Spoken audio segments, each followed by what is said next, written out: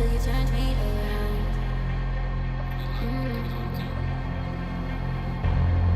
Used to think I wasn't fit, but look at this love we found. So give me your hand, take it to the side. No, I don't ever wanna see you cry. Oh yeah, no more tears. Oh yeah, no more tears. Take that chance, we'll be fine. No, I don't ever wanna see you cry. Oh yeah, no more tears. Oh yeah.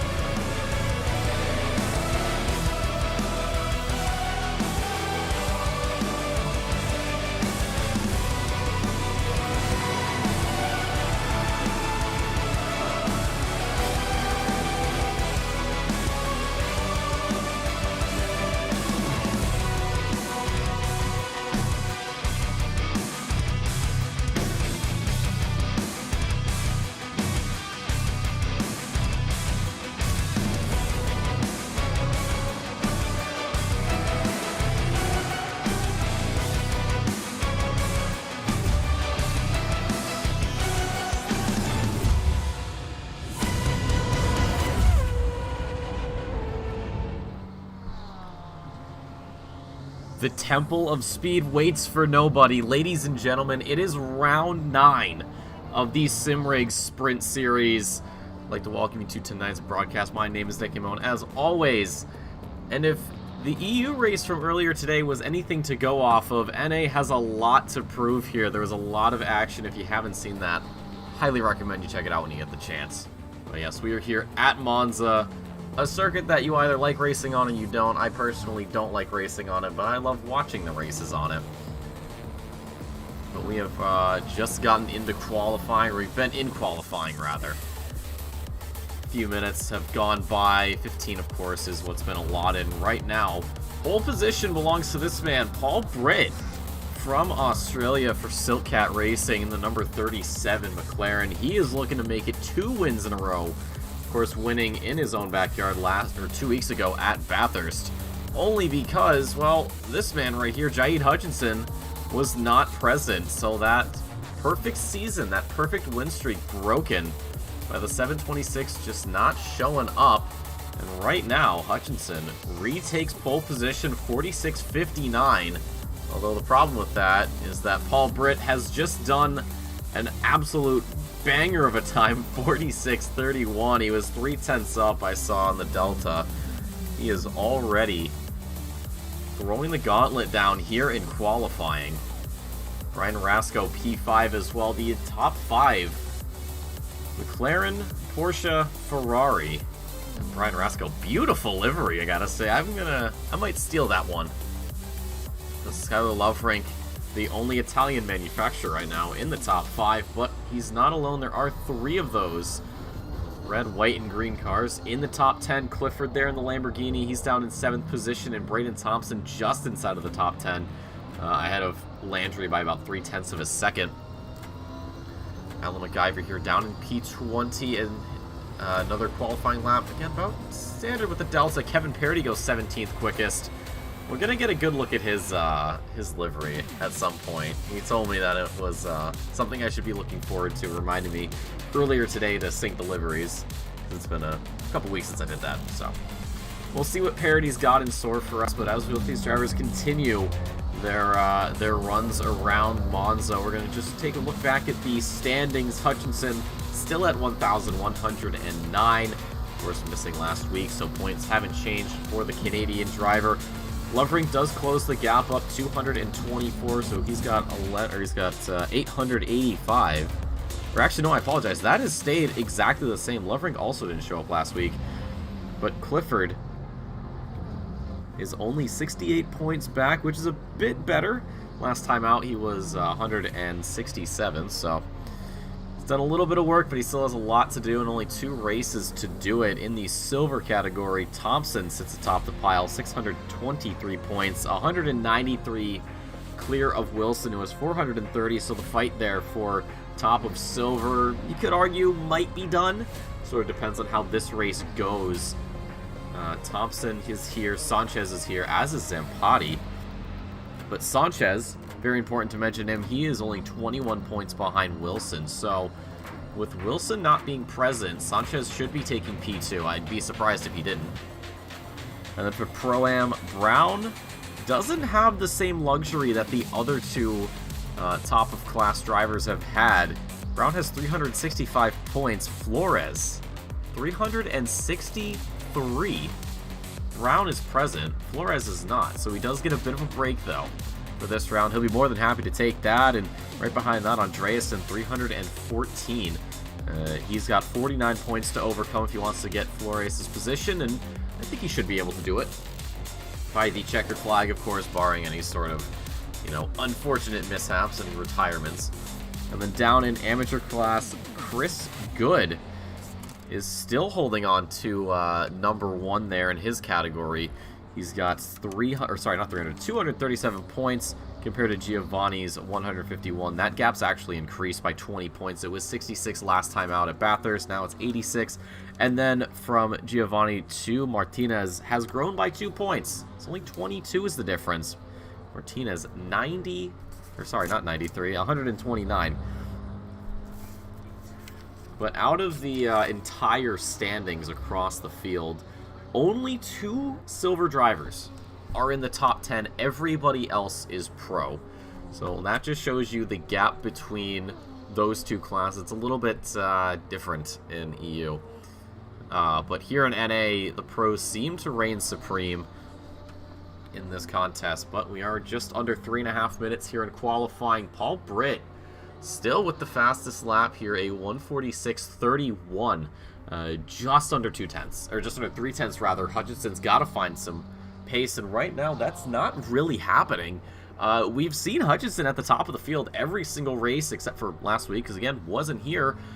So maybe that extra week off may have done something, because it's very odd to not see this Porsche already at the top of the field by the time we get to, I'd say, right about here in terms of time limits.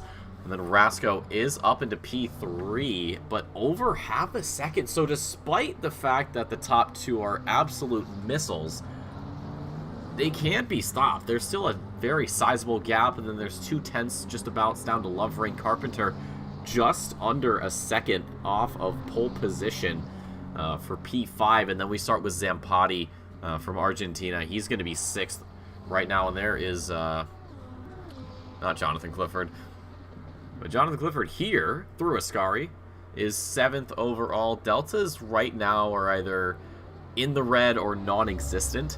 Nobody's really on anything. The only one that's close would be Brian Rasco. Austin Carpenter, I think, just pipped into the positives, but lost it. We'll see how much time he actually gains through the Redifilio. He actually gets a lot. He gets a couple tenths out of that. So if he can carry this all the way, this could be a 46. If he can pick something up through the second and third sectors, and of course keeping it within the lines. Also, we have Michael Landry just coming up to the finish line now. This should be an improvement, but I don't think it's going to put him anywhere higher. It's going to be 200th, actually, behind Braden Thompson. So the British manufacturer knocking on the door. But I don't think anyone's going to be home to answer it. Jonathan Clifford starting another lap has done a 47.64, so 600ths off his personal best. He's going to need a tenth and then some quarters to get around Zampati, it'll look like. And if he wants to get into the top 5, well, it's going to be a little bit more change. Doesn't seem like a lot, but in North America, some of these times are very difficult to overcome. He is on an improvement, as is Spencer Brown momentarily through the first Lesmo. And then up to the second one, Clifford goes. Now, as we get towards the end of qualifying, the race is going to be a little bit different, so it will be 60 minutes on the clock, as is pretty standard here with these sprint races, minus the super sprints that we've had this season. However, instead of 1 mandatory pit stop, or 2, we're going to have 3. So that's going to cause a lot of chaos. If you looked at it in EU, everybody was all over the place. People were pitting like 10 minutes in, 15 minutes in, and then another 10 or so minutes after that, and then another 15 after that. So it's been sort of all over the place. And there will not be a pit window. Normally we have to wait 5 minutes before the pit window actually opens, but in this round we're saying no pit windows. You can pit whenever you want, however you want. And that is going to be up for the drivers to decide. Clifford crosses the line. It is going to be P7 for him, unfortunately. He does have a couple drivers behind who could sneak it, but it's not looking very likely. Eduardo Sanchez, number 13, in the good old Weeb machine. I never get tired of it. As much as I like to maybe rag on him a little bit, at least he's consistent. You gotta love it. But he is looking at a few tenths improvement. This would put him into the 47s. I don't know if it's going to be enough, though, to get into the top 10. If he does, it's going to be an absolute lunge by this guy as he comes through. He does have the pace to usurp the 10th spot from Braden Thompson and push another Italian manufacturer out of the top 10 spots as he crosses the line. It's going to be 7th? Sanchez? What? He just found like 3 extra tenths on the exit of the final corner. That's insane. Okay, so Sanchez into 7th position, and the only driver improving right now is this man right here, Skyler Lovering. Just behind is Lionel Di Giovanni from Argentina, but he's not improving. He's 3 tenths down. So when Lovering crosses the line, if he manages to find just another 10th, he could be starting P3, which would put Rasco down to 4. I don't think he's going to be targeting Hutchinson. Oh, he improves a 007. No James Bond, though, this time, as Rasco just stays ahead by 100th of a second. And that's going to be your qualifying. So there you go. You can see 3 pit stops for tonight. And we are going to be doing, of course, my favorite thing as I save a screenshot, a high-resolution screenshot, mind you. So if you wanted it, just DM me, let me know, and I'll be more than happy to give it to you. But ladies and gentlemen, we're getting ready for the best part of the evening. And what is that going to be? Well, it is going to be the grid walk as we get ready for this exciting race here. Hopefully it holds up to EU standards. But Paul Britt from Australia has taken pole position. Hutchinson lagging behind. Very surprising. Brian Rasco in the best livery I've ever seen in P3. Lovering we just saw into P4 improve but doesn't overtake. Carpenter lines up in position number 5. Pretty standard spot for him along with Lovering, Rasco, Hutchinson. Zampati is 6th. This time out, Eduardo Sanchez, we just saw him improve into the top 7. Insane times from him. And then it's Jonathan Clifford, P8. Spencer Brown's going to be 9th on the grid here. And then Joel Bandera is in the top 10, surprisingly. So Thompson got pushed out again. Or no, sorry. Thompson was in 10th, and then Bandera was in 9th, and then the whole change got thrown around anyways. Michael Landry is 12th. Keogh's 13th. Lanham will be in the 502 in the Flamin' BMW there. He's going to be nice and pretty in 14th position. Just behind him, the NSX of Kenneth Portis II. You gotta be honest, the man's consistent, even the changes, but he's not gonna let that hold him down. 15th for him, however. Hernandez Tricer lines up with him 16th, a 8th row of the grid. And it's the 2 Argentinians of Giovanni and Andreasen, 17th and 18th. Chris Good doing pretty good for himself. Again, 19th position, and Kevin Parody, who we'll check out in just a moment, will be position number 20. Felipe Rodriguez, also from Argentina. He's going to be 21st on the grid. There's Alan McIver in the Lamborghini just beside in 22nd position. And then it's Keshawn Hall and Edson Martinez in the Lexus, the lone Lexus on the grid. Ladies and gentlemen, we are set for 60 minutes of chaos here at Monza. 3 pit stops, mandatory, no pit window. Everybody for themselves. But before we get started, of course, we got to give a quick shout out to Simrigs for sponsoring another season of the Sprint Series. Couldn't do this without them. Out of Melbourne, Australia. These guys have got everything you need if you're looking to upgrade your Simreg, yours, or someone you know. Maybe you got a birthday coming up. I know the holiday's just around the corner. So all of Australia, New Zealand, you guys are going to be covered. But if you're like me or anybody else in the OR, well, if you are looking to do business with these guys, you're going to have to send them an email. They'd be more than happy to do it with you, of course. And then if you are an OR Patreon member, you guys are going to be getting 5% off your in-store purchases, so do take advantage of that. Sim racing equipment, not cheap by any means, but again, thank you to Simrigs for sponsoring another season of the Sprint Series, and we hope to have them back again next season. But ladies and gentlemen, we are on track right now, and wouldn't you know it, drivers are just getting started, just getting around the grid here. They are ready for this. I'm ready for this, and hopefully the rest of you are as well. This is going to be a very exciting race here, I'd like to think, this evening. And of course, this is going to set us up for next week. We'll be at Spa for the final round of the season. For some, well, it's already done and decided. For others, though, there's still a chance that somebody somewhere will take over that top spot, especially down in the amateur class, and got to keep an eye on that. But this is the shot right up to the Retafilio chicane. All of the cars coming through, very beautiful liveries as always. And while we're at it, we'll take a look at the livery of Mr. Kevin Parody. He always has something good for the week. So Penguin Racing, this is giving me very early 2000s vibes, you know, like kind of Club Penguin-esque. Nothing too crazy. What's on top here? Oh, it's the penguin face and the logo. Oh, Kevin, you've done it again, my friend. Every single time, he always seems to do something right.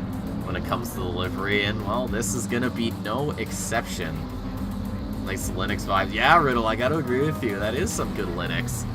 And hopefully everyone's doing well. It's getting towards the chillier season here in the northern hemisphere, so hopefully you guys are bundling up and getting ready for that. And if you're in the southern hemisphere, don't get heat stroke.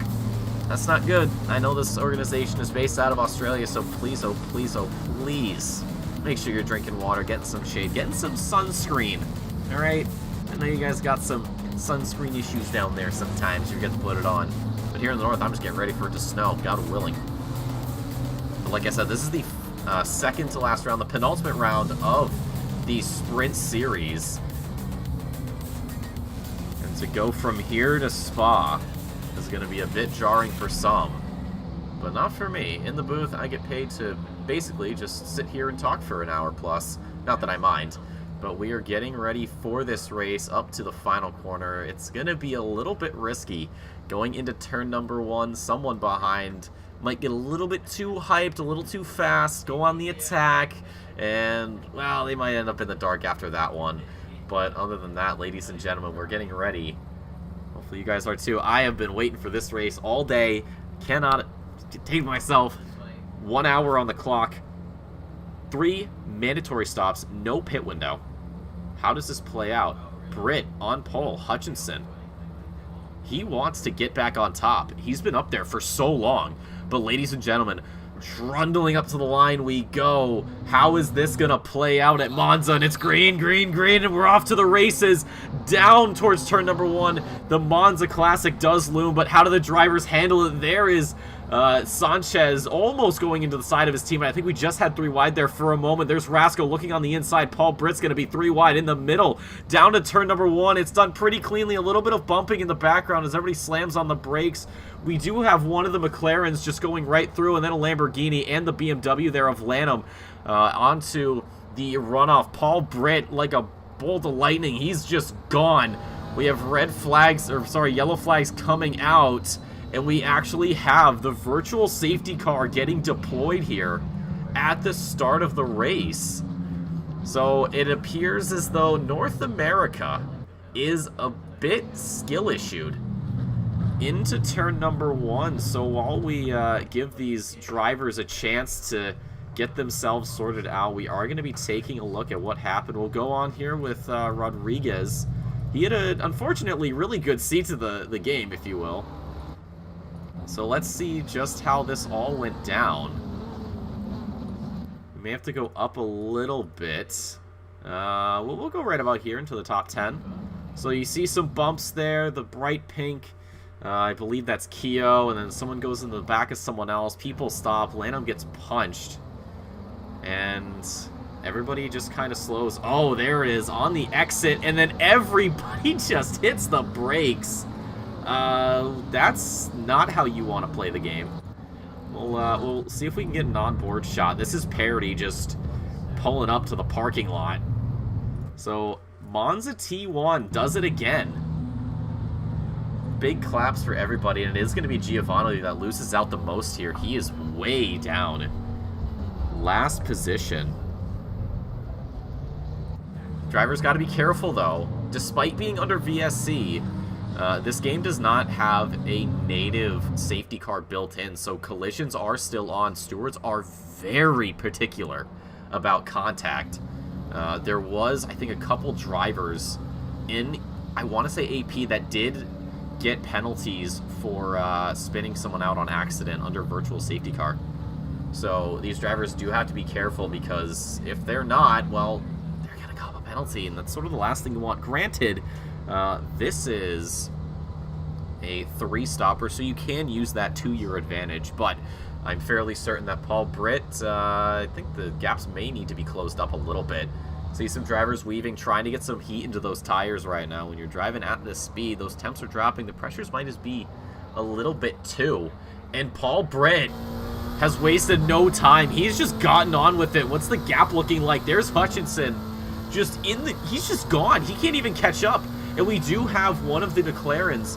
That's Austin Carpenter coming into the pit lane just behind Ben Keel as well. So early pit stops. Not even 5 minutes in. Andreassen's in. Landry is in. Spencer Brown's coming into the pit lane. He got caught up in that lap 1 melee. And there's Giovanni as well and Alan McIver. So 6, 7, 8 drivers. Martinez as well. So a lot of these drivers getting that first pit stop out of the way, trying the, I guess, super undercut here. We're going to rejoin everybody, though, back up in the racing scene. Kevin Parody is starting to run away a little bit from the Porsche behind. That's going to be Rodriguez. And Rodriguez, he's going to be just hoping to stick within slipstream range and maybe hope for Parody to make a couple of mistakes right now as we head into the Rettifilio. I don't think that's going to be quite the case. Does pull in a bit closer. Eduardo Sanchez. There's Zampati just behind. The two McLarens doing battle through the first Lesmo. It is the number 69 in the not-so-nice position, having to sit behind and release the throttle a little bit. Just up ahead, Loverink does go onto the grass a little bit, kicks up some dirt, but does not lose the horse at all. Got that thing reined in. And right now, dialing in is Zampati, looking into the Ascari chicane. Just sort of pipped on the inside. Doesn't think he's going to go for it. Sanchez has a lot of the curb, though. That could be dangerous, especially in the McLaren. Very easy to unsettle. But he seems to have that thing trained to perfection. There's Kenneth Portis alongside. It is Jonathan Clifford. He does have a slipstream. He does pull out, and it's actually going to be Portis that just lets off the gas there for a second. Realizes Clifford has the pace, doesn't want to fight it, knows he's going to be faster overall in the rest of this race if he just stays behind and uses a 999 to try to roll 777s later on in the race. Brian Rasco here, P3.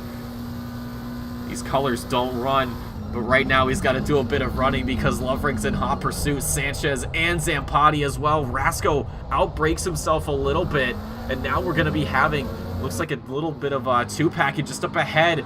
Is that's Hutchinson having to get around Alan McIver. So that's going to be a blue flag that does get pushed into these guys later on. Let's ride on board here. Skylar Loverink in the 52. Turn number 4, then 5. Done beautifully. Trying to straight line it as much as he can, it looks like. And now Alan McIver. There's that blue flag coming out. This is, if you're Loverink, you're hoping that it just holds up Rasco a little bit, just enough to close that gap up, take more of a slipstream, and there it is. McIver pulls off to the side, lets one through. He's going to have to let the other through. Nothing he can really do at that point. Oh, and look at this. This is Chris Good up ahead. That's going to be Kevin Parody getting overtaken, I believe, by Rodriguez. There may also be blue flags. There's Edson Martinez, or sorry. Yeah, that's Edson Martinez, so he had to get out of the way. Felipe Rodriguez into 14th. Yeah, so Rodriguez actually got the move done. Not quite certain how that went down, but these three guys getting a little bit comfortable, and now Rodriguez looks ahead because it's Keshawn Hall in the 126 Aston Martin. A lot of these drivers, you think about setups, we talk about it week in and week out, but I think for Monza, you know exactly what you're going to be getting. It's going to be no downforce as much as you can extract out of the car. As Hall has a bit of trouble into the final corner, that does get Rodriguez in. He's all over the back of him. He does make contact. That slipstream playing against him. So we head over the line. Keshawn Hall staying ahead right now, but Rodriguez, that slipstream getting him right back up into the fight. Looks to the inside, a little bit later on the brakes, maybe a little bit of a coast there into turn 1. It doesn't work out his way. These 5 cars right now, this could be something big if they all manage to somehow work together, close up the gaps. Hall, Rodriguez, the 12 there of Brown, so not really part of it. But then behind it's Parody and Good, so it's 2 packs split up by a blue flag. No big deal. Alan McIver also in a bit of a pickle right now, having to just get out of the way of pretty much everybody. Right behind Hernandez Treister and Joel Bandera right now, the number 70, starting to hound the number 8, the pro driver sitting behind the AM. And just behind, there's going to be far more, I think, as the inside line belongs to Rodriguez. Does he have the move done? Side by side, it sounds like. Yes, it is. It's going to be a drag race here as we head up to the Ascari chicane, and Kevin Parody as well is behind. And then Spencer Brown in the mix, not even part of this fight, but more than happy to just be a part of it. Side by side, Parody and Good. So 4 drivers right now duking it out. It is Parody that actually backs out of it the first. He's not going to go for this. Chris Good, he's got a little bit of front damage. Not certain what that's all about. But he is going to try to catch up the best he can. Keshawn Hall, similar situation to where he was just a lap ago. And this time he's going to do roughly the same thing, but try to run it a little bit wider. Carry more speed on exit. And that does invite Rodriguez up. Rodriguez gets 13th position. Spencer Brown is going to run side by side. A little bit of alternating colors. They're very similar liveries. And then just behind that, oh, actually, Brown's using the slipstream of Rodriguez to try to get an advantage, but I don't know if that's really going to work. Those blue flag rules are going to be coming into play here. Keshawn Hall wants to get past, and he wants to get past now. But the problem is that racing line is being covered off by a back marker, and that is just going to completely hinder his progress. Zampati's in the pit lane. We're going to run back up a little bit as Lanham is starting to feel the pressure. Jonathan Clifford hounding him. There seems to be a little bit of back-end damage, maybe some touches from the 999. Not certain about that. Lesmo 1 done pretty well. From both of these guys, some dirt getting kicked up by Braden Thompson ahead. Lesmo 2. Oh, Clifford, I think he just got, yeah, he got a little bit wrong. Lanham will be more than happy to pick up some extra time where he can. We check back in. Keshawn Hall. Ooh, Chris Good. Starting to get a little bit racy here. Oh, and he just gets the second Lesmo wrong. I think he wanted to go down the inside, and he just had to stand on the brakes to avoid contact, so that's just going to completely wreck him for right now. Lap times, though, does favor Good by a significant margin. So this could be the move right here on the exit of Ascari. You can see how much more speed the 3-2-1 is carrying, and that just seems to be the countdown for the inevitable side-by-side drag racing around the outside. Can Good get it done? It doesn't look like it. He does have to back out. And Kevin Parody continues to wait. This is what Parody does. He just sits behind. He knows that sooner or later somebody's going to make an error. And he'll be more than happy to take every little bit of advantage that he can, side by side, still for these guys. As we head into turn number 1, can Chris Good get it done around the outside? No. He tried the switchback. It didn't work. Hall, the foresight to know what was coming, and just covered it off beautifully. So these guys continue to carry the campaign a little further. Clifford's in, Bandera's in, Giovanni's in the pit lane. So these first pit stops coming in rather early within, we saw the first few minutes. So I think 10 to 15 might be the general pit stop window for most of these guys, and then we'll probably be seeing another 15 or 20 after that, and then, well, after that, it kind of just, you play it by ear. Keshawn Hall and Chris Good getting all sorts of out of shape here through the first Lesmo. And the second as well, a little bit shaky for Chris Good. Kevin Parody now sensing an opportunity. Sensing an opportunity at something that he can maybe use. But he's just backing out again. He's very timid on his overtakes. He doesn't go for it unless he's 100%. Unfortunately, 99 doesn't really get you anywhere. So he's got to be pushing. He's got to find some extra time, anything he can. And he's going to be using the slipstream, but his opponent ahead also has it. Also, shoutouts Glenn for getting pit wall up. You are awesome and I love you. Good to see you again as always. But right now, Kevin Parody, very inside line. That's basically how he's staying with these two guys continuously. We've had some... hold on right now. Hang in there. Wait a minute. Hall again on the inside. Does he cover off the switch? No, he doesn't. Chris Good. A little bit more exit speed now into curved run. That's not what you want. but it is going to be the inside. Hall's got to sit there. He knows that the longer route is going to be further to the left as we head into the Rettifilio. How does this play out? Is Chris Good going to be a bit brave? He is. He fires it down the inside a little bit later on the brakes. Through the first half of the chicane, it does push Hall off his line. Chris Good is not going to even go for that. He knows that, well, he's not going to get it back anyways. He did push him off track, so there's no reason to argue about a position being given. And that's nothing to worry about on the inside into the second Lesmo. And his line's just a little bit faltered. It's not perfect. It's not good as much as he would like to suggest. And Kevin Parody still in striking distance. Good covers the inside, but he knows his opponent pretty well. Has been paying attention and knows that he doesn't really have to go for anything. Doesn't have to defend. He can just carry on right now. And the slipstream train continues. Unfortunately, Keshawn Hall gets the short end of the deal. He is the slipstream. And again, these three guys, it's just more like formation flying at this point. They sort of know what's going to happen. They've all read the script, and in fact, oh, thought for a moment Good was going to go in. Hall tried to sell it, but it doesn't really matter because it's going to be the front two staying, or the back two rather, staying out. Jonathan Clifford, we join him, P16 at the moment. There's Ben Keogh just up ahead in the 33 McLaren. Thriscari done very well for both of these guys. And it's actually, there's the one of the back markers. Or no, that's actually Ben Keogh giving the position over. Realizes that he doesn't need to fight it. He's just going to let him through.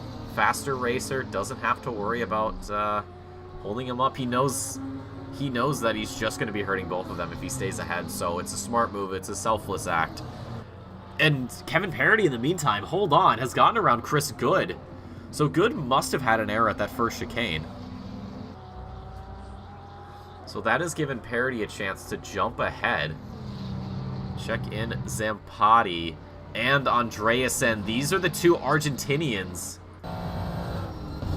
Christian's last lap, a 49.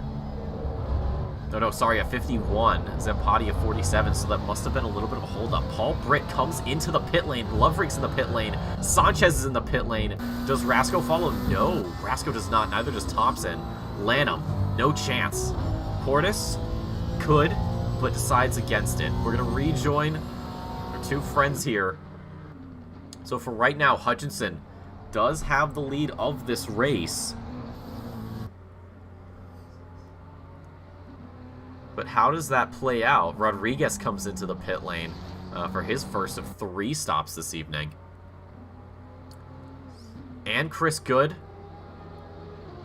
Just saw that one pop. So, despite, we had a pretty explosive start, but now we're just sort of at that point in the race where people are going to be calming it down. They're just going to be playing out the pit stops. We have, from 13th all the way down, we have at least 1 pit stop. Giovanni has already pitted twice, which is a bit surprising. I didn't think he would be doing that. But Paul Britt back out on circuit here in 8th position. Still with that fastest lap of 46.68.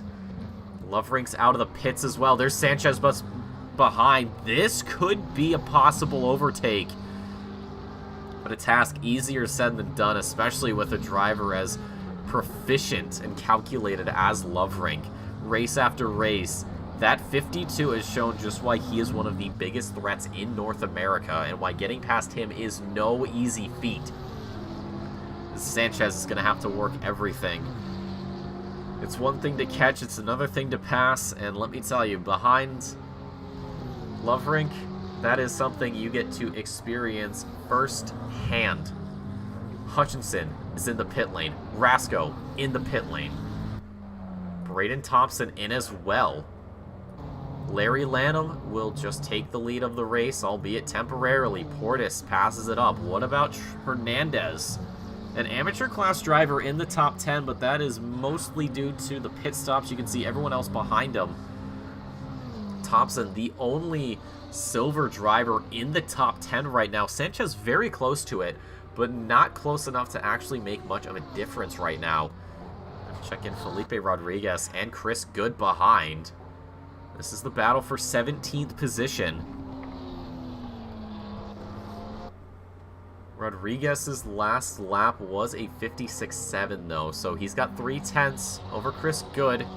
And if he can just keep that pace up, of course that gap will grow lap after lap until the next set of pit stops plays out. Speaking of pit stops, Martinez comes in for his second stop. So we'll see how long he stays out. We did see, I believe, the majority of EU coming in around this time. For the first pit stop, we had some drivers come in within the first 10 minutes. Most of them, though, decided 15 to 20 was about the sweet spot. So we should be seeing the next round of pit stops for the majority of these drivers coming in the next maybe 15 or so minutes. And then from there, it sort of depends. You just, like I said earlier, it's one of those things where you just play it by ear.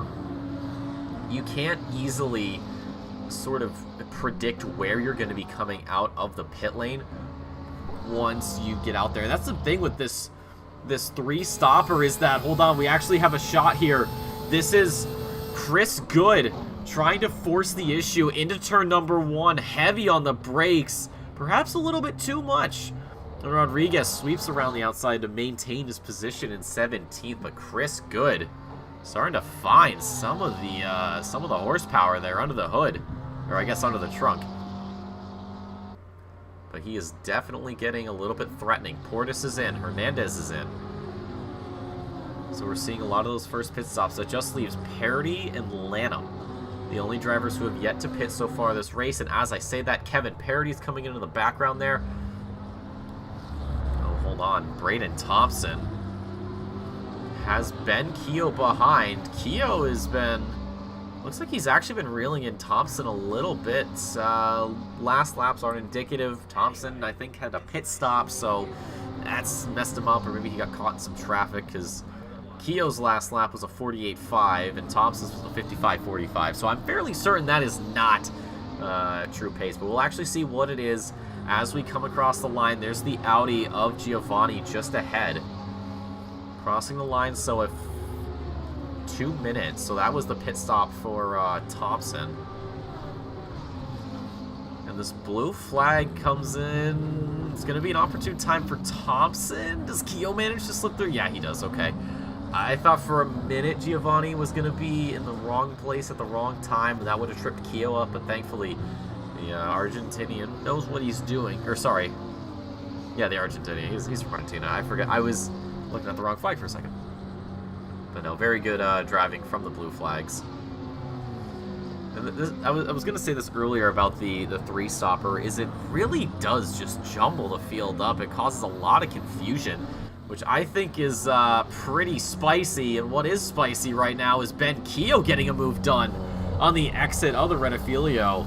Thompson just got loose on exit, ran a little bit wide, had to get off the throttle. Ben Keogh does not have to ask twice. He will gladly take position 9 away from that man. This is the time where he can really open up the taps and try to get out of town, but Braden Thompson might have a response for him. Larry Lanham in the pit now. So we have a lot of pretty decent gaps between the drivers.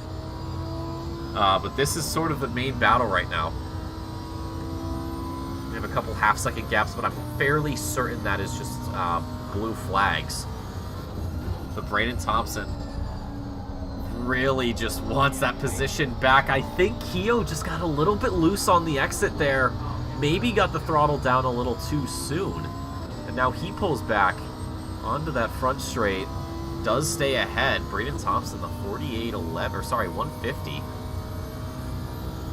So he might be quicker, because that lap was 6/10 slower than Keogh. So, ooh, this is going to be tough to call, I think. Because just behind Giovanni, despite being backmarkered, still actually holding up pretty nicely. These guys seem to be doing a lot of the work, giving him a chance to pull away from Edson Mike, who is, well, quite a long ways back. Only 23 cars being shown, but bada boom, 24. Anywho, back out onto circuit. Ooh, hold on, wait a second. Has Braden Thompson lost a few tenths? Ooh, he did. He's lost some time, actually. He was rather close at the first chicane. But something's happened, so I don't know. Oh, there's going to be another little addition onto the hurt there. We'll check back in. Andreasen starting to worry about the Canadian Landry right behind.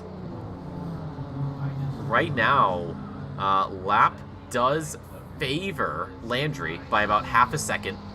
Actually, just about half a second. But you know, those Ferraris quick in a straight line. Ooh, later on the brakes, Landry's got that one dialed in. Andreasen didn't get the entry as well, but it appears as though he picked it up through the middle of the corner. And despite that little blunder, pretty much has done nothing. He's lost no time, relatively speaking. Oh, but this might be it. This might be the one. Landry's got to be careful. Oh, there's the little snap of oversteer. I was going to say, if he managed to smooth steer that all the way through, that would have been perfect. That would have easily been the position, but that's not going to happen. He has to just get back behind, get his head down, reel Andreasen in. That last lap was 2 tenths quicker for Landry. So perhaps Andreasen has far more pace than he's leading us on to believe. Especially since the best lap for Landry is 9 tenths, almost a full second from Andreasen. And we continue more on with pit stops. Carpenter getting his stop done. He should be coming out of the pit lane. Yep, there it is. So he'll have one more to do by the end of this race. Felipe Rodriguez still with good behind. He hasn't just given him any sort of a break. He's been all over him. And speaking of being all over somebody, Andreasen unfortunately has Landry just almost just grabbing onto his rear wing. He wants it. He's so close, and he does have an opportunity, especially as we make the run to Ascari. He'll have the slipstream.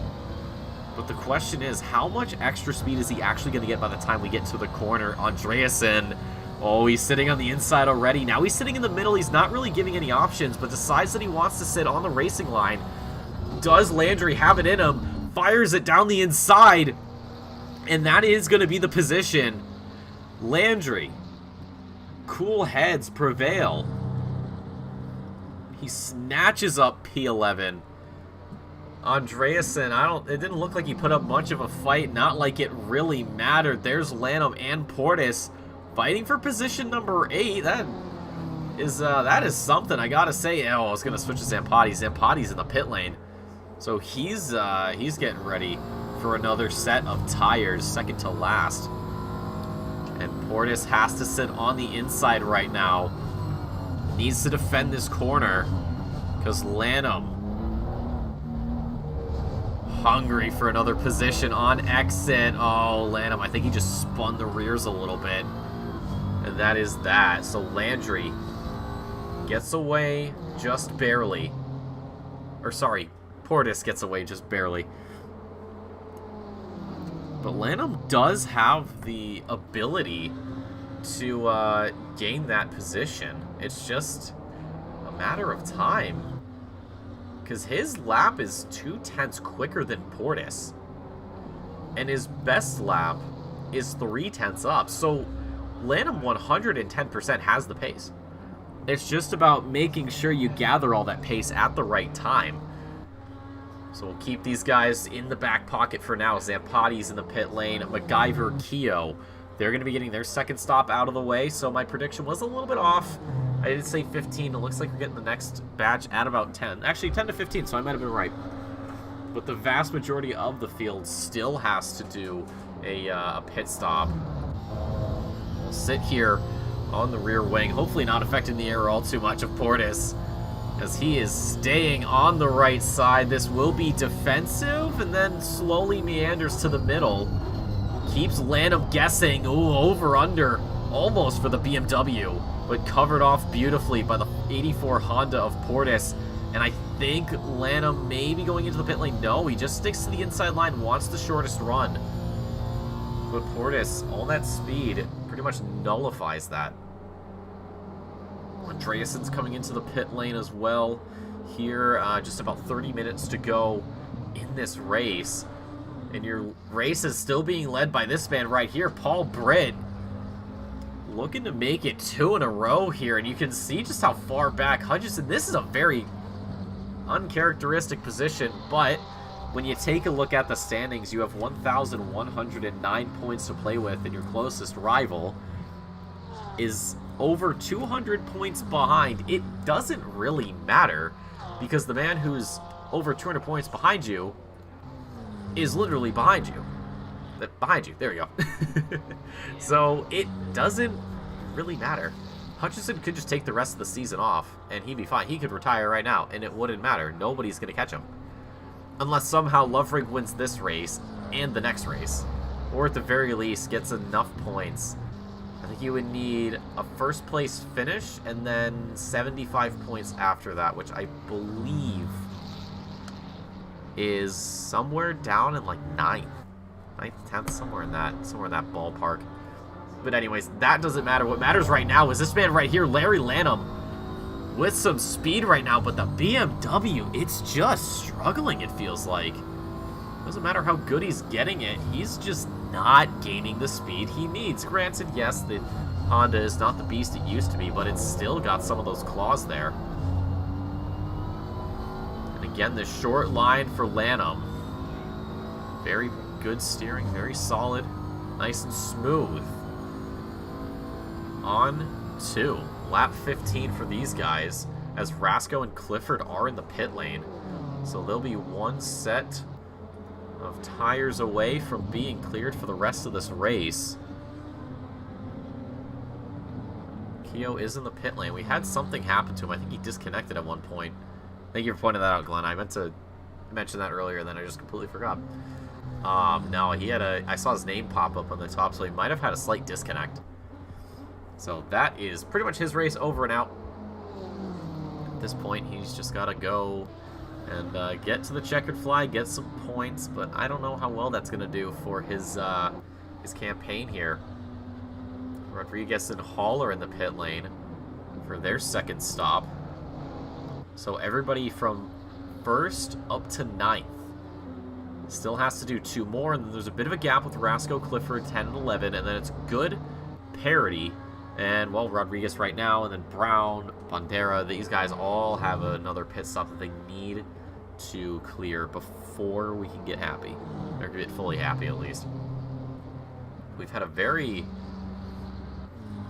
sizable lull in the action. I think that first lap virtual safety car kind of threw everybody off pace. And again, we find Lanham right behind. Oh, that was very close.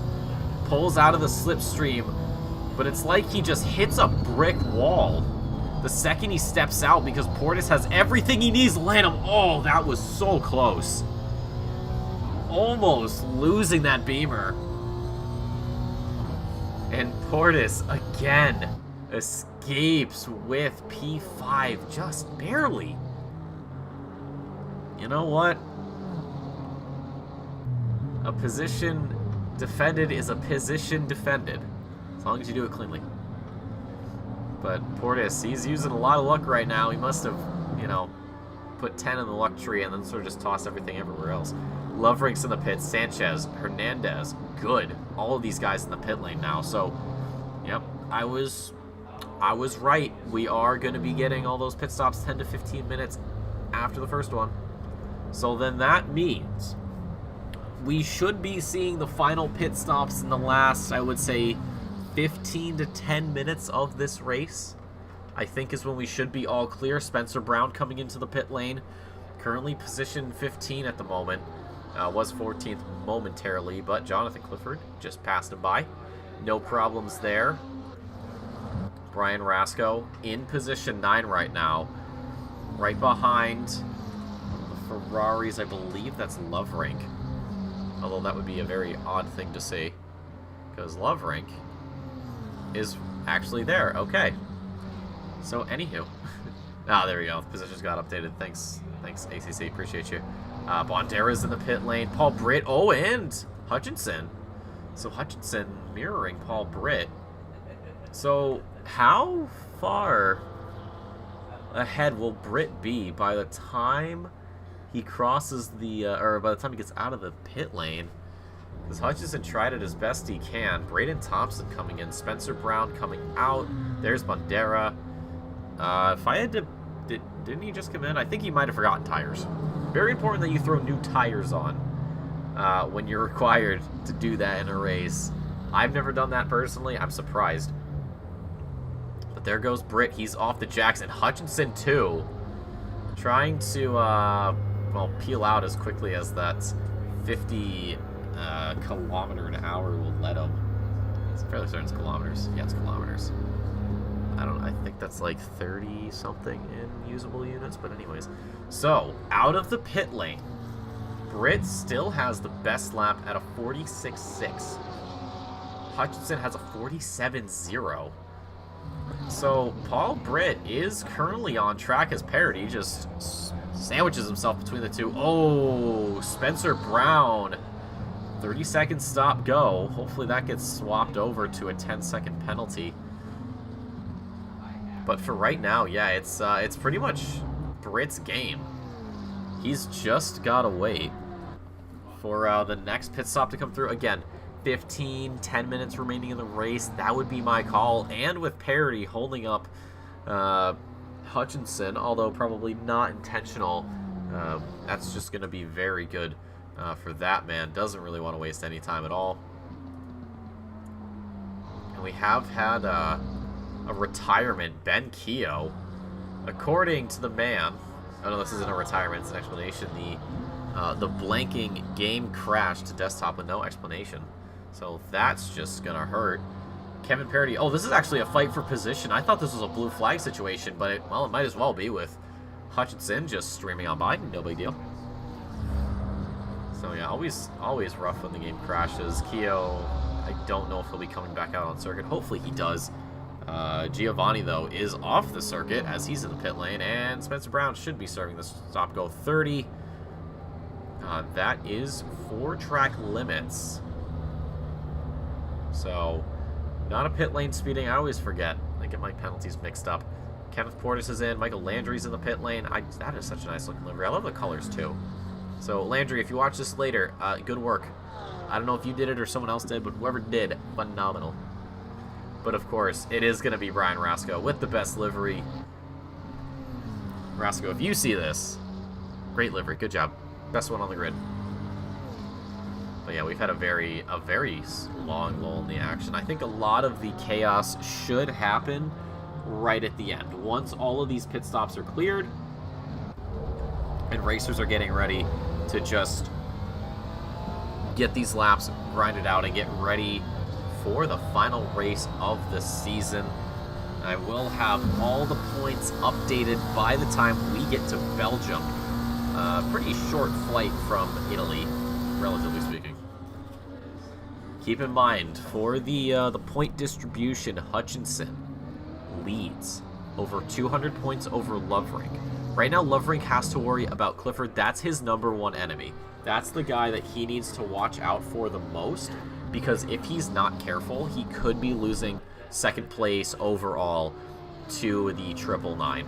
And then down in silver, Thompson over 190 points, clear of Wilson. So that's not really a problem, although Wilson and Sanchez, those two guys could be swapping by the time... Oh, actually, hold on. I don't think Wilson's here. Wilson isn't present for this race. So, with this finish here, wherever Sanchez finishes, coincidentally, Kart 21 does have a 21-point hurdle to overcome, but with this race, he will be overcoming that hurdle, and he will take second place in the Silver Championship. Down in Pro-Am, though, Brown down in 22nd. He has 2 points over Giovanni, the man ahead. So, Giovanni's cleared his pit stops. Brown still has a pit stop to do.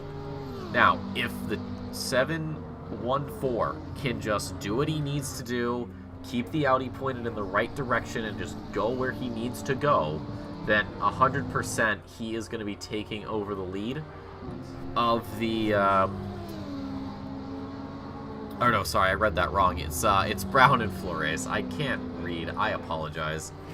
Brown is here, Flores is not, so that actually does very good work for the number 12. And then good to Giovanni is 86 points. And good is in 16th, Giovanni's in 21st, and then 22 points from Giovanni to Martinez, who is behind him, so that gap will grow. Again, should things stay the way they have been. Gonna check back up front, Paul Britt, Alan MacGyver, a little bit of blue flag action there. Larry Lanham with some... Oh, he must have just gotten that. That's for track limits, so he has to serve that within the next 3 laps. And Landry, well, he knows he's going to get a free position, and pretty much everyone behind him, at least for a certain distance. Andreasen will pick it up. Hernandez might. Rodriguez, maybe. I don't really think he is. It's going to be tricky. The gap right now is pretty big. If we go based off of... Actually, no, yeah. I think Felipe Rodriguez should get it. Maybe Chris Good. So Chris Good is the big maybe here for everybody who's going to get around this man right here, Larry Lanham. Now, keep in mind, just because he has a stop-go, that's a great license plate. Just because he has the stop-go 30, if he says, I'm going to pit and change tires... It's not going to get rid of the stop-go 30, and if he does the stop-go 30, it's not going to count for his pit stop. So he's going to have to come in another time after this. Now, if he stays out, then he gets disqualified. I'm sure we've all seen it in every public lobby we've ever played. Someone gets a stop-go 30, they stay out on track, they get disqualified, they get upset, and they have no idea what happened. Anyways, Andreasen. He's in the pit lane. But that is going to be a regular stop. But Lanham does have the, knowledge to get into the pits, serve it, don't get disqualified.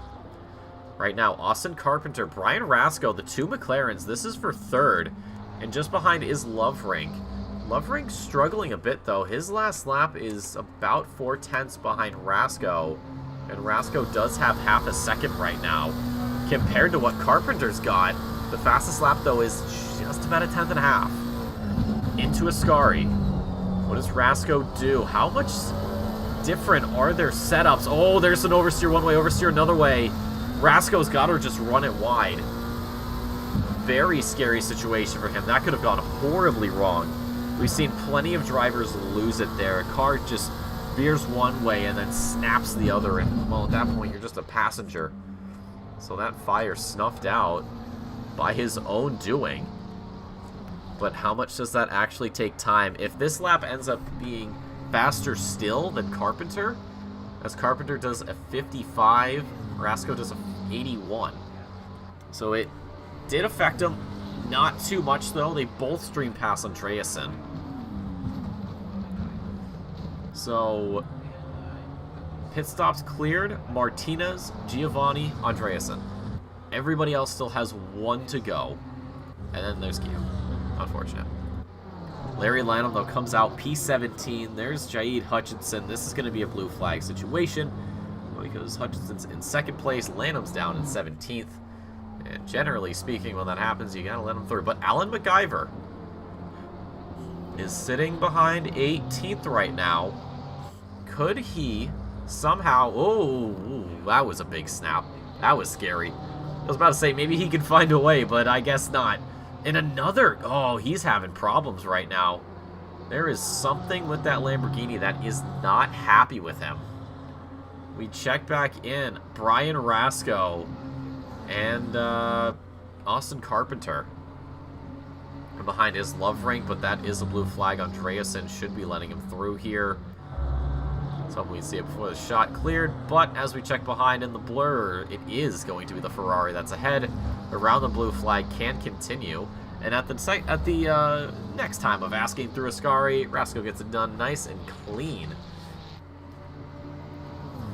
So Carpenter is going to be under pressure again soon enough. Oh, yep, there it is. Little bit of correction through the final corner up to the line. We'll see what that lap time is. It's a 47.59. Rasco responds with a 47.17. So he knows.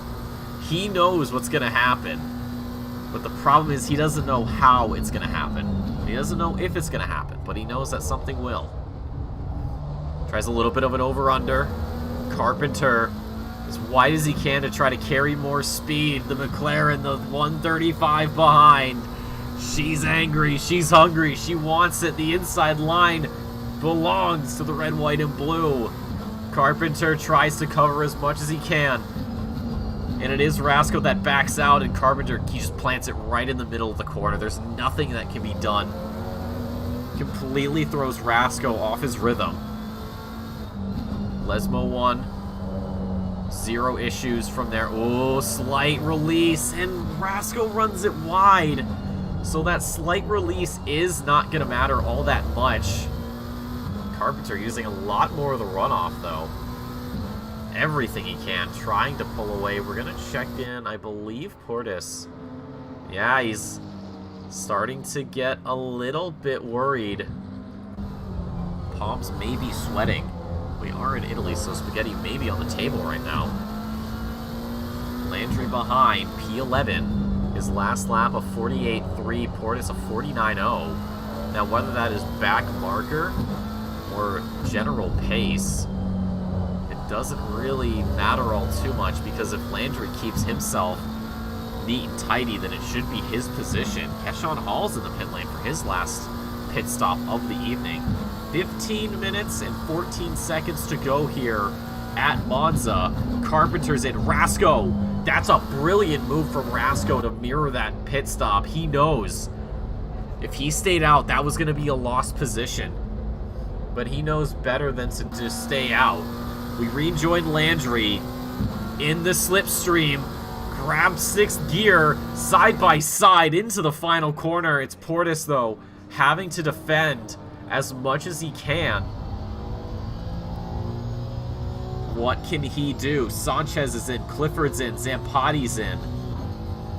Portis, I thought he was going to try to fake the pit stop. That is not the case. He carries on, though. And now, oh, Landry, he's getting a little bit antsy, he's getting a little impatient, it feels like. He is not going to wait much longer. You wonder how much patience the one man actually has. Rodriguez comes into the pit lane, Brown's in the pit lane. We're going to check back in. Oh, Brian Rasco. Look at the gap right now that he has to overcome, and the blue flags and everything else. And that is, I thought I was going to say that was Landry for a second. That is not Landry. That was a blue flag, I believe. Oh, that's a big slide there for Carpenter. Who is that? That appears to be Chris Good. So this is a battle for P9. Or P8, excuse me. So Rasco has some work to do if he wants to get back in this. And he still has to get around this guy if he wants a position, but Good still has a pit lane or a pit stop to serve. Hutchinson serves his last pit stop. Paul Britt still leading this race, still has a pit stop to do. Look at that gap, 13 seconds. Normally it's Hutchinson that has a 13-second gap, not Britt. So it's a flipping of the script, it seems.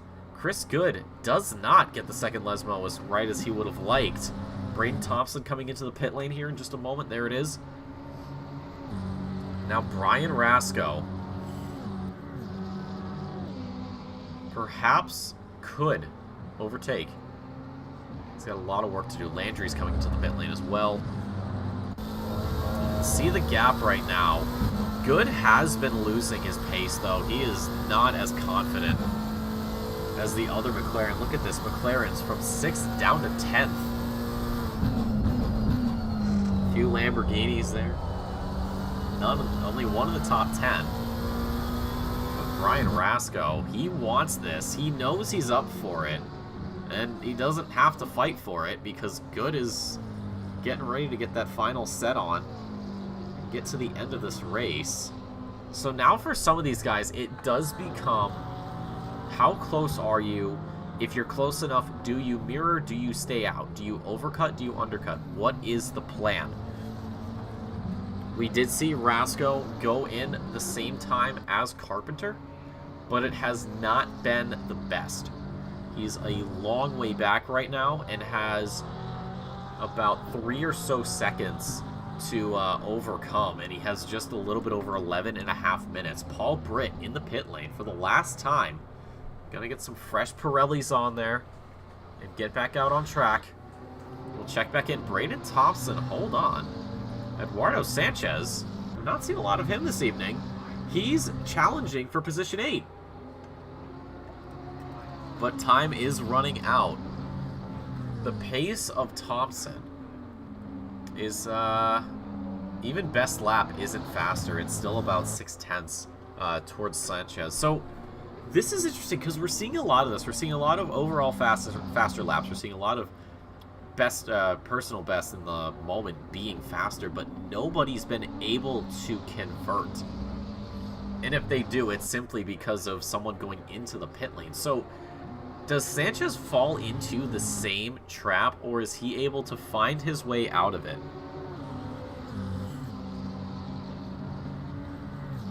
Only time will tell. Him and his competition have no more pit stops to serve.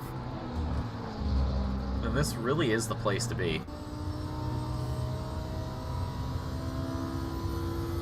So for right now, we're staying with these two. The only drivers left to pit: Loverink, Portis, Lanham. The only 3 who still have one more pit stop to serve by the end of this race. Oh, look at Sanchez. A huge burst of speed into turn number 1. And they both somehow slide out. But it's Thompson that gets the worst of it. Thompson just spins completely out. Sanchez has to just barrel his way through the chicane. And he does get a drive-through for that. So Braden Thompson, he got, oh, it looked like for a moment he may have been forced onto the grass. That spun him out. Luckily, does not lose any position. He's going to get 8th place back because Sanchez does have the drive-through. So problems for the 21. That is not going to be fun. I'm not certain how far down the grid he's going to go, but it may put him well outside of the top 10, maybe even the top 15. Right now, Zampati on Thompson. P9 will soon be P8 if Sanchez comes in this lap into Ascari. Zampati, I think a little bit later on the brakes, marginally. How does that translate? Actually pretty well. Straight lines the exit. But Thompson was able to get the hammer down. But it doesn't matter. Zampati came prepared. He's got the whole sledgehammer. In the slipstream, pulls out to the outside. Does he sweep around? That's the big question. Thompson holding on to position number 9 right now, door to door. As we head through that final corner, Zampati does sit behind. And Sanchez comes in to serve that pit stop, or serve that drive-through rather. Still side by side. Is this going to be deja vu from last time out? What's going to happen? Thompson now on the inside. He does lift. He does not want to have a repeat of the previous lap. Not by a long shot. Zampati into 7th position. Sanchez clears his drive-through. Lanham's going to clear his final pit stop. The final yellow ring tires to go on. And that'll carry us straight to the end. Spencer Brown, Ben Keogh, though, they have been sitting in the pit lane for a very long time. Brown, not as long, but still a problem. Now, here's the thing. With this finish, here, Andreas, and we gotta take into account while we have the time. Andreassen's running in P11. Now, looking at the championship for the Pro-Ams, okay, Brown is in the lead of that by 2 points. We went over that earlier. We discussed that. However, Flores is not here. He's the one who is 2 points behind. Andreasen is 49 points behind second, which means he's 51 behind first. Now, looking at the point scoring, Spencer Brown is 23rd. That's 21 points. That ups the gap, if my math is to be correct, which it might not be, and someone's probably going to correct me, would be 72 points. Andreasen is 11th. That's 65. Which means if Keo, or not Keo, oh no, Spencer Brown, we just lost Spencer Brown. Spencer Brown's going to get nothing. I don't think he is. So 65 points would be enough for Andreasen to leapfrog 2 drivers and take the lead of the Pro-Am Championship unless they score Brown.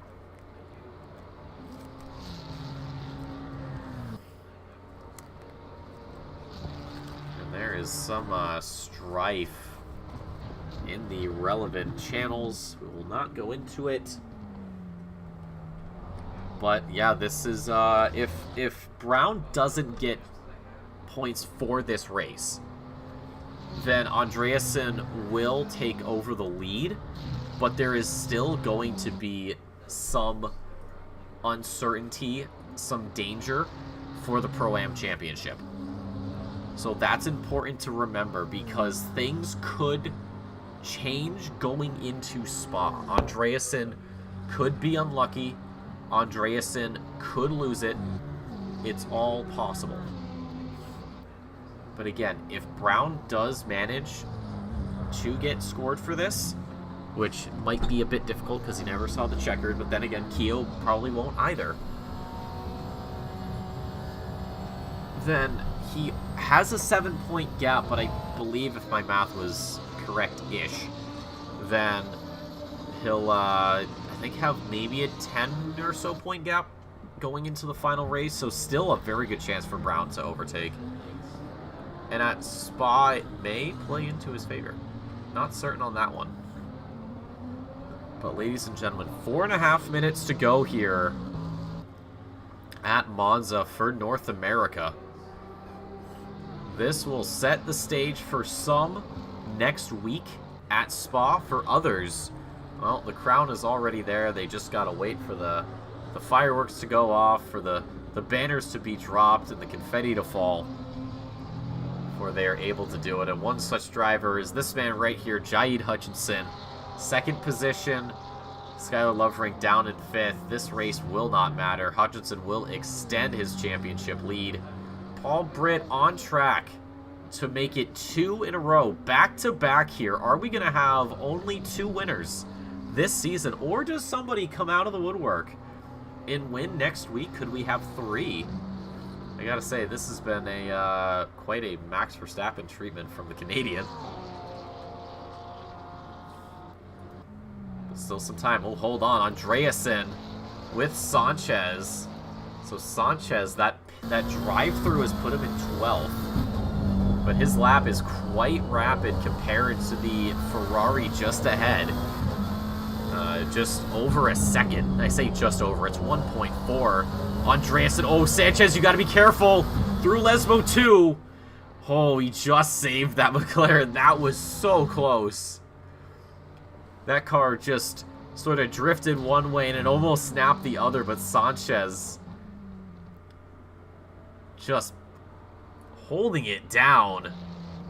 Barely, and we get some teleportation, it looked like, because Andreasen now has completely bottled Ascari, and that side-by-side, that is going to be the position lost, does not have the speed, and as he gets back up to where he should be, it's Sanchez very, very quick and extremely late on the brakes there. Andreasen tries to make it work around the outside. He's just going to run wide around that sausage curve. That probably has launched more than enough drivers in its lifetime, but Sanchez into 11th, and the only driver ahead of him is this one right here, Kenneth Portis, but he is in 10th position. He's a long way up the road.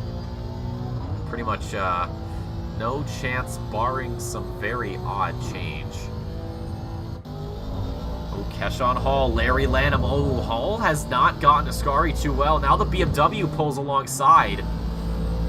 How does this play out? We've seen this plenty of times from Lanham. He gets a slipstream. He steps out of it. He just falls backwards. And through the final corner, Keshawn Hall tries to carry more speed, but now to the inside goes Lanham as we head door to door down the front straight. The drag race, though, is starting to favor the BMW. But Hall's back with a vengeance, still side by side into the first corner. Both pretty even on the brakes right now. And Lanham holding on, a little bit of a switch from both of them. And they are getting blue flagged because Brian Rasco needs to get through. Or sorry, Austin Carpenter rather. Brian Rasco has been spending all this time trying to catch up and it just hasn't been successful. Now we are going to have one lap after this. Paul Britt is, oh, that's very dangerous. That is very risky from Carpenter. That's going to push Hall back. So this might be exactly what Lanham needs to hold on to 18th position. But anyways, as I was saying, Paul Britt is currently at 1 minute 10 seconds on the lap time. When he crosses the line, he might be just a little bit short of the checkered flag. However, he could slow a little bit. He could slow down just a tad, lose some speed, and then cross the line to win the race. Well, actually, I want to see this. Does he do that, or does he go for what is effectively the victory lap? As he comes up, he's actually... Oh, no, he's not going to be able to slow down. He's going to have to go around one more time. Yeah, 10 seconds, and he's about 4 seconds off of his lap. As he crosses it, ladies and gentlemen, the final lap of this race here at Monza. Paul Britt has been leading quite a few laps. Got the pole position, got away, never looked back, never asked any questions. Hutchinson has been playing second fiddle. Something that has not happened at all this season. Especially when you take a look at the fact that this driver right here does race for Jean Alesi. One of the best sim racing teams in the world. So to have someone challenge you, maybe he's just sort of on a nice merry little stroll. I'm not certain, but if that's the case, man, he has been having some fun, just taking it nice and easy. He knows that the 52 Ferrari of Loverink is not really an issue, and he knows it's not going to matter. You could completely take next week off and he will win the championship, but knowing him, he'll be more than happy to come back and try to get one more just on the end of things. But Larry Lanham, that little issue. Oh, we've got a yellow. Didn't quite see who that was for. Oh, it's the 8. It's the number 8 of Hernandez. Does that have any sort of bearing on his results? No, it doesn't. It does not seem to have affected him in the slightest. Although he has lost a position to Chris Good. Thought for sure he might have lost a few more positions. But out of the final quarter, ladies and gentlemen, Paul Britt from Australia is gonna make it back-to-back here from Bathurst to Italy.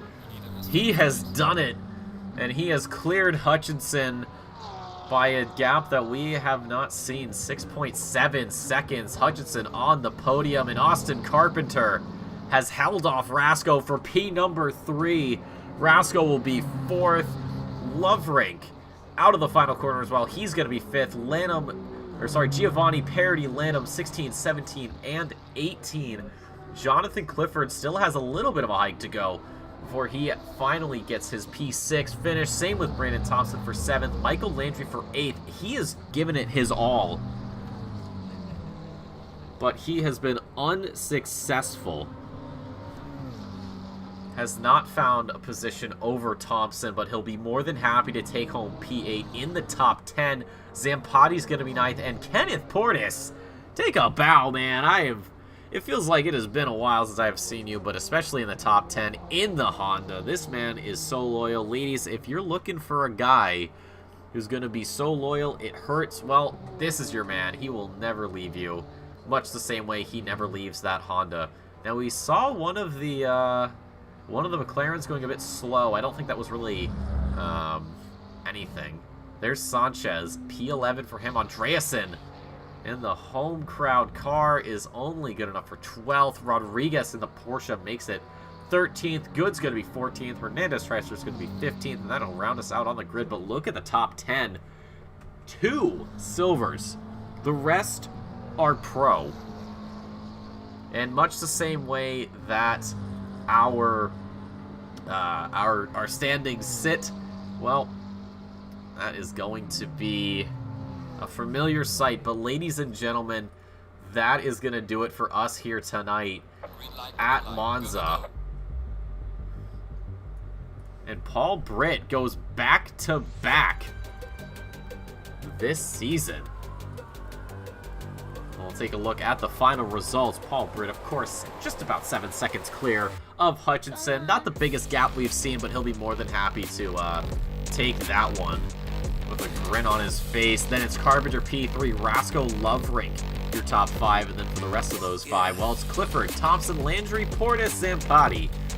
Your top 10, 2 of those silver class drivers. In the Pro-Ams, however, it is Andreasen, who does get to take home bragging rights over Rodriguez. Then Parody, Lanham, Hall, MacGyver, Brown, having some technical issues and not seeing the checkered flag might be scored.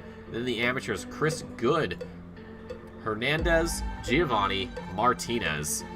That is your 4. And then the silvers, Thompson, Zampati, Sanchez.